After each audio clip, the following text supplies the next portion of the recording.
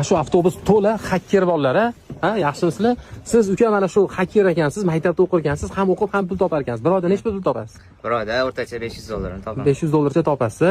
Bu respublikamizda yagona avtobusi ham bor ekan bu maktabni.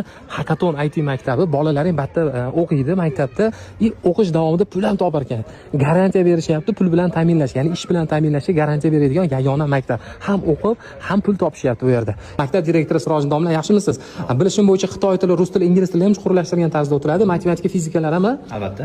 Qolaversa, maktabdan keyin Xitoydagi nufuzli universitetda birinchi kursini byudjet qilib beryapsiz. Albatta, byudjet qilib beramiz. Ikkinchi yildan boshlab byudjetda ushlab qolish o'zlariga bog'liq bo'lib qoladi. Maktabda qanaqa sharoitlarimiz bor ekan? Maktabda 3 mahal ovqatimiz va yotoqxonamiz ta'minlangan va bolalarni 1 yil ichida ham o'qishini, ham ish bilan ta'minlab beramiz. Kafolat berasiz shunga.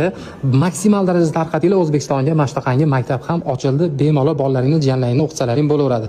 Yotoqlar bor, 3 mahal ovqati ham bor. O'zbekistonga o'ylab kelib o'qishinglar mumkin. Mana bolalar darsdan chiqishyapti. Bu yerda o'qishni narxi qiziq bo'ladigan bo'lsa, narx deb yozing. Keladiganlar manzil deb yozasizlar.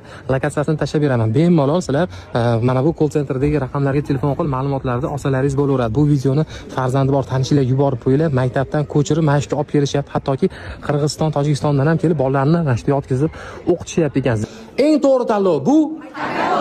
Yashanglar, Hakaton maktabi.